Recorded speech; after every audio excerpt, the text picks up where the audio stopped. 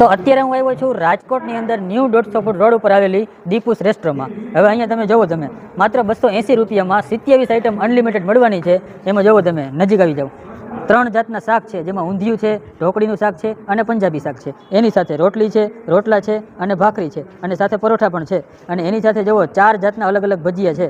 એની સાથે 2 જાતની ચટણી છે, અને મીઠાઈમાં તો 3 જાતની વેરાયટી છે, જેમાં ચૂરમાના લાડવા છે, મગનો શીરો છે, ગુલાબજાંબુ છે.